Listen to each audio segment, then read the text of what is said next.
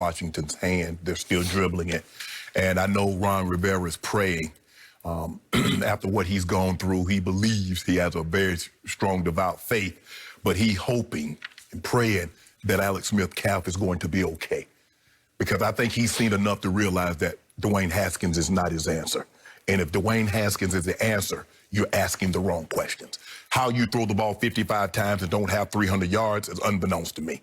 And considering that the Giants did a number on Seattle, and it just seemed like, no matter how great your defense is, Skip, you can only play defense so many times. Like it's kind of like when we're going to talk about the Jalen Hurts. It's kind of an effect, Skip. We go out there drive after drive, and then you three and out, you three and out, you three and out.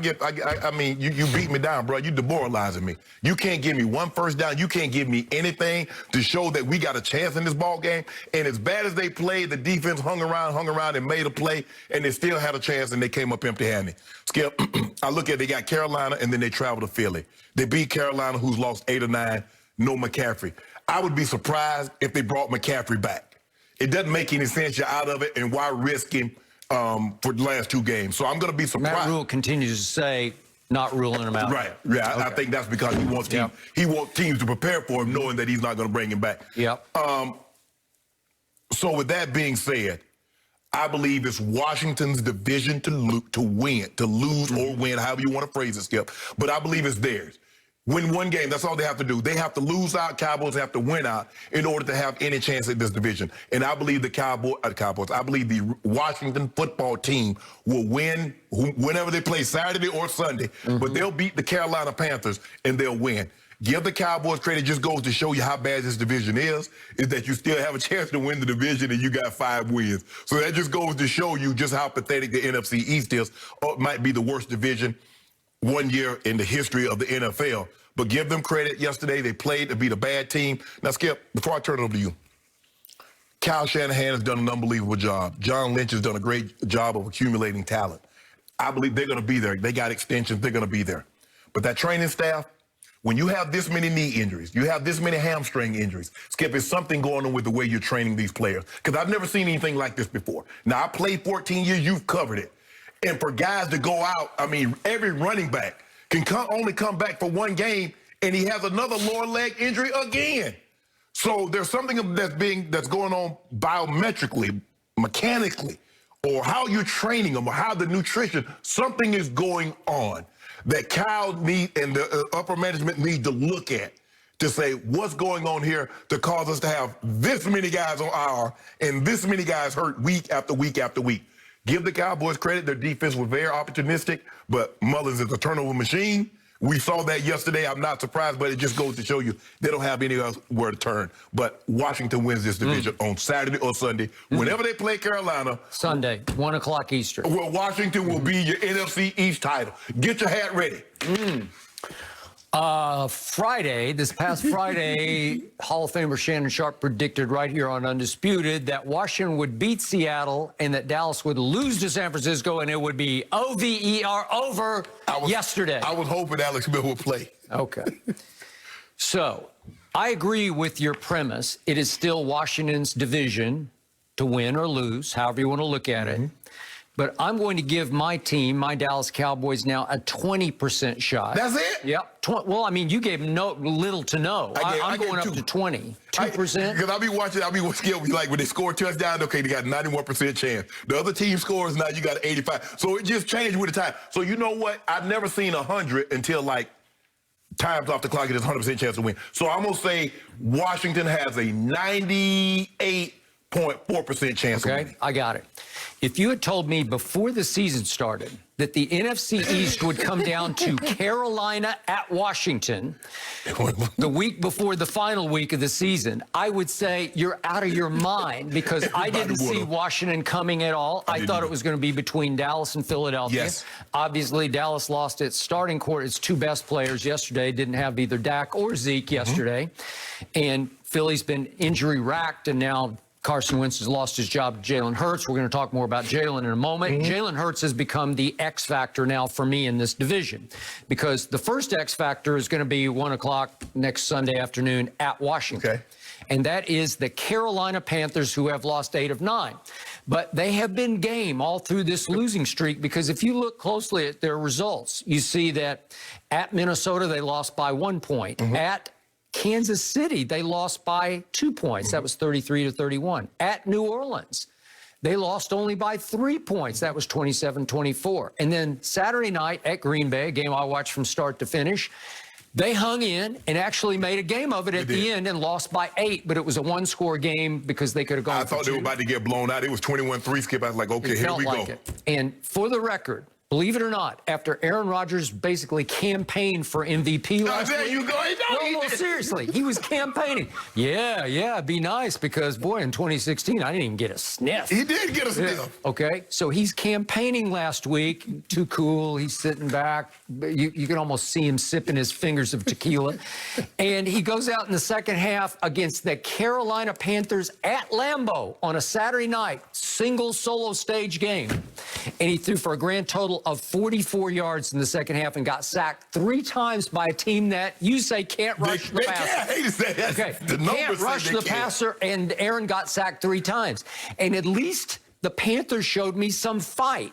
They got a college coach named Matt Rule from Baylor. I don't know how he got the job, but at least they're having sort of that old college try in them this year. Yes. And when I look at these 3 receivers, DJ Moore's caught 1,055 yards worth of balls. That's pretty good. And Robbie Anderson's caught 1,017 yards worth of balls. That's pretty good. And Curtis Samuel can run by anybody when he gets the shot. And he has 627 yards receiving. So you have 3 receivers who can do damage. Mike Davis has been hit and miss. He's been okay, but he gives them some credibility at the running back without C-Mac. Christian, you got to come back and save me. Man, go ahead. You owe me one. Come on, Christian. Just do it. Do it for the good of football, just for integrity. Just come back and play, just so it'll be a level playing field at Washington. If you look at the teams, the last time I think they played Tampa, Teddy Bridgewater ended up getting knocked out of the ball game. They end up having to bring the backup in. But if you look at all the teams that they played, for the most part, they don't get after the quarterback like that front 7 from Washington can. Now, Teddy Bridgewater is going to have to be on his best behavior. He will. Now, you're right. They have some receivers, DJ Moore and Robbie Anderson. Those guys can, and Samuels can got 4.32, I think, at the combine. So, yes, they can make plays, but how much time? And Teddy is one of those guys, he just fights. He's not the most talented guy, but he will fight you to the death. So I'm looking for a fight, and I'm looking for, thank you for saying this, all the pressure is on the home team at Washington. This is a Jack Del Rio game. The defensive coordinator, Jack. Can they handle the pressure? Because all of a sudden, and again, you say, is it Dwayne Haskins or Alex Smith? I don't care, because the last time I saw Alex Smith at San Francisco before he hurt his calf, he had a QBR of 9, so he wasn't exactly lighting it up. No, but Skip, I just think that sometimes there are things, even though a guy might be better, a team might have more confidence in the other guy. I just think the team has more confidence with Skip. Alex is never going to be the Alex again. The mere fact that he's even playing is a miracle and an accomplishment in and of itself. With that withstanding, I just feel that the team has more confidence that they can get the job done with him under center, under Dwayne Haskins. Now, they might not have a choice. Because, like I said, Skip, it's not a whole lot of lower leg down there. You talk about his calf. I agree. Okay. Now back to my team. Again, you know how much I love me some Jalen Hurts. We're going to talk about him in a moment. He's the X factor. He plays at Jerry World. Oh, y'all got come on, Jalen Hurts. That's my guy. That's my guy, Jay Hurts, baby. But that's the late afternoon game, so they're going to know the outcome. So the pressure could shift completely onto the Cowboys. If somehow Carolina pulls off the upset of the year, if somehow they're already all of a sudden in a position to tie Washington at the top, and obviously they have no tiebreaker with Washington because Washington absolutely humiliated and annihilated them both times. Just absolutely, just bushwhacked, shell-shocked. Yeah, that's what happened. Okay, so given that, late afternoon versus Jalen Hurts, you want to talk about my emotions mix, because I'm going to have a hard time rooting against Jalen Hurts, but my team has won 2 straight games. And for my team, which for a while looked like maybe the worst team ever, especially on defense, especially against the run, this is a huge achievement late in the year to actually win 2 straight games, because if you look at what happened yesterday, Kyle Shanahan can really dial up the plays. So what did he do, Mr. Sharp? He did. He put up 458 yards of offense at Jerry World. Yes. My team only had 291. Let that sink in. Yeah, think about this. They ran 81 plays to my team's 58 plays. Time of possession was 35 minutes to 25 minutes in favor of San Francisco. Yes. The 49ers did run. Mostert got hurt later in the second half, but they did run for 150 to my team's 87 with no Zeke and just Tony Pollard, right? Yep. And guess what? My team scored 41 points. How did my team do that? 4 turnovers. 4 turnovers, and the real score of that game was 4-0. Yes. Because my team did not turn it over. Yeah. And right away, my team, I'm not saying they forced these first 2 turnovers, but at least they benefited from 2 quick turnovers, if we could see those quickly. This is like the story of the year for me, is that my team actually benefited from a punt fumble. He fumbled, and we recovered it and immediately took it right home for 7-0. Yeah. And then here we go again, sack fumble, your man, turnover machine, Nate. And Nick Mullins. Yep, and guess who did that? Well, it was DeMarcus Lawrence. He laid down the law yesterday, and all of a sudden we take it right home thanks to Tony Pollard. And I'm not saying he's better than Zeke, but at least he gave us a little burst. He played. You might not be better than Zeke. He's playing better than Zeke. Okay? You can say that. You can say that when you can run for 63 and catch for 60-odd yards, then if you give me 120-ish combined yards, I'm like, I'll take it, because I don't see it. And obviously he capped off the scoring with a, what was it, a 40-yard run? Yeah, 40 on the head. Yeah, right on the nose. But let that sink in for a second. I mean,